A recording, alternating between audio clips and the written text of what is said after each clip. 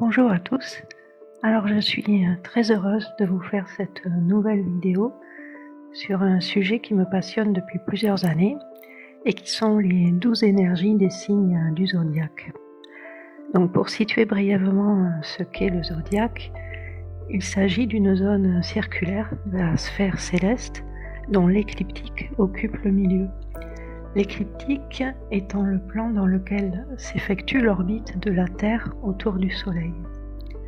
Le zodiaque a été divisé en Babylonie, au 5e siècle avant Jésus-Christ, en 12 parties égales de 30 degrés, auxquelles on a donné le nom de la constellation la plus proche.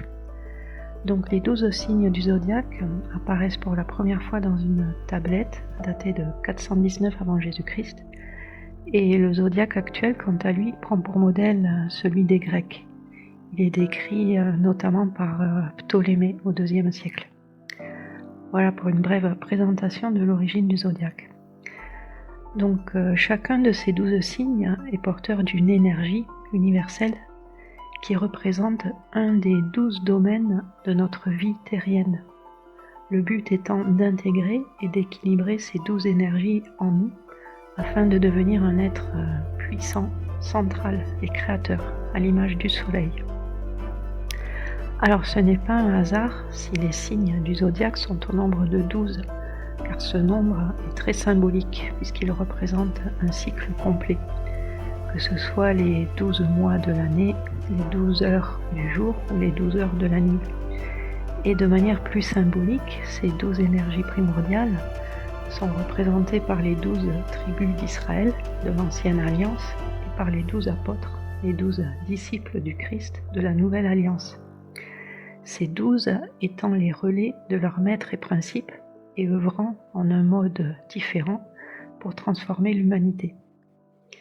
La gnose chrétienne affirme que l'homme à venir, celui de l'ère du Verseau, deviendra le Seigneur et le juge des 12 énergies, donc semblable au Christ lui-même. Et en effet, celui qui expérimente le développement personnel et spirituel lié à l'évolution vers la nouvelle Terre, observe qu'il est amené à équilibrer ces énergies primordiales en lui, afin de devenir un être christique, l'homme divin universel. Alors le nombre 12 est aussi magique d'un point de vue mathématique, car il a beaucoup de diviseurs. Il se divise en effet aussi bien par 2, par 3, par 4, par 6, et bien sûr par 12 et par 1. De même, on peut diviser ces 12 énergies astrologiques en les classifiant par 2, par 3, par 4, par 6, par 12 et par une catégorie. Donc commençons par la classification en 2 catégories. Eh bien, ce sont les 2 principes originels et créateurs qui sont le principe masculin et le principe féminin, représentés dans le Tao chinois par le symbole du yin et du yang. Le principe yin est associé au féminin, à l'introspection, tandis que le principe yang est associé au masculin, à l'action. Donc ces qualités se retrouvent dans les signes porteurs de l'énergie yang, qui sont ceux du Bélier, du Gémeaux, du Lion, de la Balance, du Sagittaire et du Verseau, et dans les signes porteurs de l'énergie yin, qui sont ceux du Taureau, du Cancer, de la Vierge, du Scorpion, du Capricorne et du Poisson. Passons maintenant à la classification en 3 catégories. Alors on observe en effet que chaque saison est formée par 3 signes astrologiques. Un signe qui marque l'entrée dans la nouvelle saison, qui a donc une énergie d'impulsion cardinale. Un signe qui se trouve au cœur de la saison, qui a donc une énergie de conservation ou fixe. Et enfin un signe qui marque la sortie de la saison et qui a donc une énergie de distribution ou mutable. Et là encore, ces qualités se retrouvent dans les signes astrologiques. Donc les signes cardinaux qui débutent les saisons ont cette énergie d'élan créateur. Ce sont le Bélier pour le printemps, le Cancer pour l'été, la Balance pour l'automne et le Capricorne pour l'hiver. Les signes fixes, quant à eux, qui sont au milieu de la saison, ont cette énergie de puissance. Ce sont le taureau pour le printemps, le lion pour l'été, le scorpion pour l'automne et le verseau pour l'hiver. Enfin, les signes mutables qui achèvent les saisons ont cette énergie de versatilité. Ce sont le Gémeaux pour le printemps, la Vierge pour l'été, le Sagittaire pour l'automne et les Poissons pour l'hiver.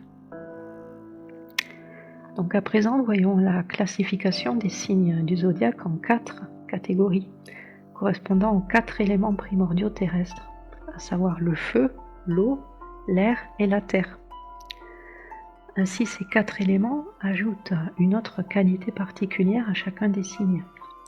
En effet, les signes de l'élément feu sont à son image passionnés, chaleureux, nobles, avec de fortes valeurs. Il s'agit des signes du Bélier, du Lion et du Sagittaire.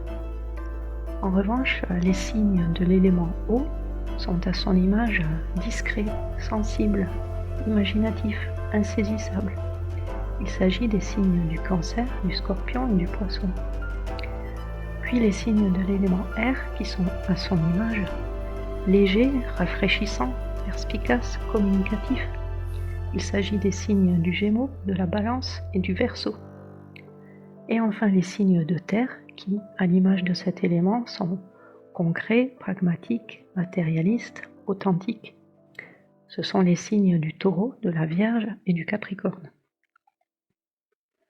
Alors voyons maintenant la classification de ces 12 signes en 6 catégories, puisqu'on observe 6 axes dans le zodiaque, formés par un signe et celui qui se trouve en face de lui sur la roue du zodiaque, formant ainsi des couples de contraires. En effet, ces 2 signes sont à la fois opposés et complémentaires et nous invitent à trouver un juste milieu entre leurs 2 énergies. Donc le premier axe, Bélier-Balance, est celui du développement de notre ego et de notre rapport aux autres. Il nous interroge sur notre place dans la vie, sur comment maintenir son unicité dans l'union et inversement comment maintenir notre reliance aux autres dans notre indépendance. Le deuxième axe, Taureau-Scorpion, est celui de la construction et de la démolition.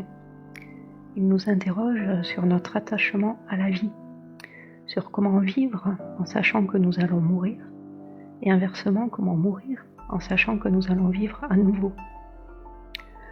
Le troisième axe, Gémeaux-Sagittaire, est celui de la connaissance du proche et du lointain. Il nous interroge sur notre exploration de la vie, sur comment explorer le lointain sans abandonner le proche, et inversement, comment explorer ce qui nous est proche et accessible, tout en s'intéressant à ce qui est loin et inaccessible. Le quatrième axe, Cancer-Capricorne, est celui de l'enfant et de l'adulte. Il nous interroge sur notre maturité, sur comment quitter le cocon familial pour créer sa place dans la société, et inversement, comment prioriser sa vie familiale sans abandonner sa carrière. Le cinquième axe, Lion-Verseau, est celui de la générosité pour soi et pour les autres.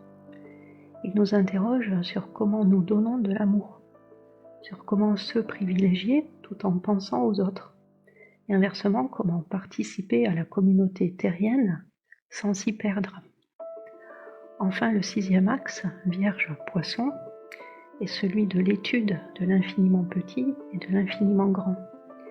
Il nous interroge sur le sens à trouver dans les détails du quotidien, sans oublier les concepts universels, et inversement comment s'ouvrir à ce qui est abstrait sans se détacher du concret.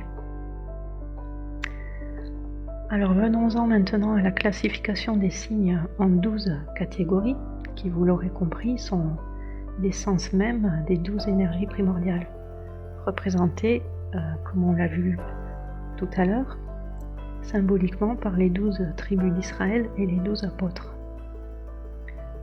Donc le premier signe, qui est celui du Bélier, en tant que premier, il évoque l'élan, le dynamisme. Il correspond à notre premier domaine de vie, à savoir notre personnalité et nos projets. Il est symbolisé par la tribu de Ruben, fils aîné de Jacob, et par l'apôtre Pierre, première pierre de l'Église.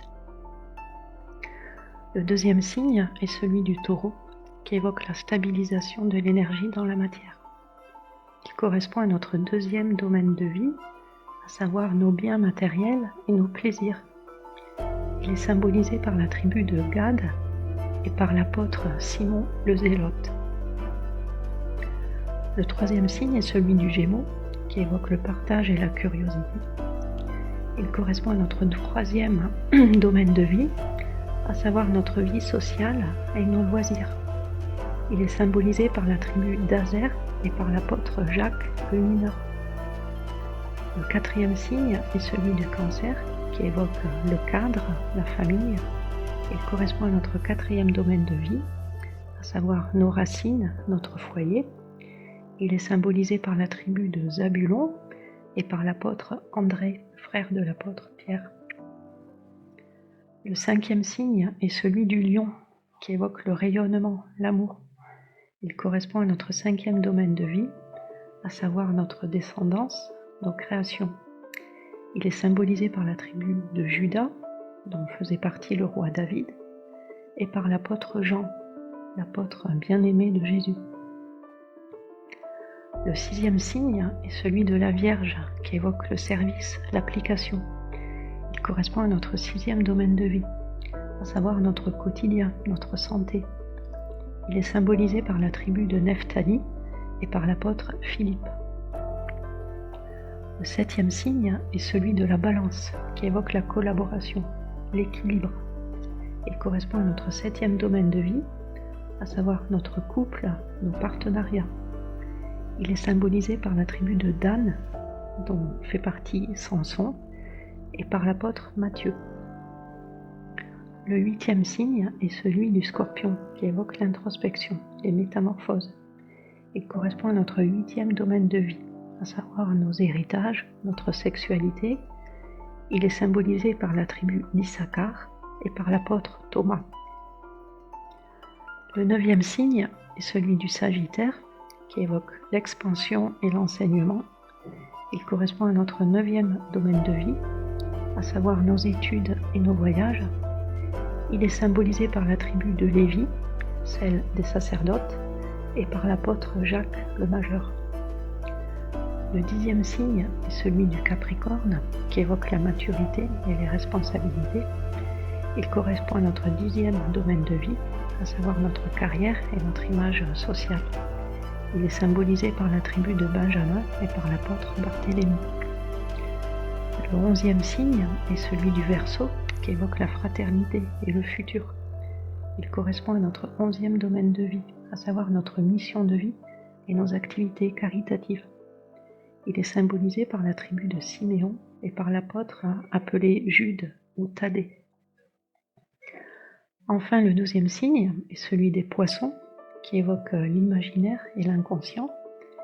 Il correspond à notre douzième domaine de vie, à savoir notre spiritualité et notre créativité. Il est symbolisé par la tribu de Joseph, qui fut vice-roi d'Égypte en suivant les signes de ses rêves, et par l'apôtre Judas, remplacé après sa trahison par l'apôtre Matthias. Alors passons maintenant à la dernière classification des signes en une seule catégorie, qui est celle de l'ensemble du zodiaque. Ainsi les 12 signes du Bélier, du Taureau, du Gémeaux, du Cancer, du Lion, de la Vierge, de la Balance, du Scorpion, du Sagittaire, du Capricorne, du Verseau et des Poissons forment réunis une complétude que nous sommes invités à trouver. Et une fois cette complétude et cet équilibre atteint, nous pourrons sortir de la roue du zodiaque, donc de l'énergie du 12, pour aller en son centre, qui est l'énergie du 13, celle de la renaissance, du passage vers d'autres dimensions. Voilà, alors j'espère que cette vidéo vous aura inspiré. Donc pour de plus amples informations, vous pouvez consulter mon site internet 5essence.fr. Je vous relaisse le lien dans la description sous la vidéo. Alors n'hésitez pas à laisser un commentaire si cette vidéo vous a parlé. Et je vous remercie pour votre écoute et vous dis à très bientôt.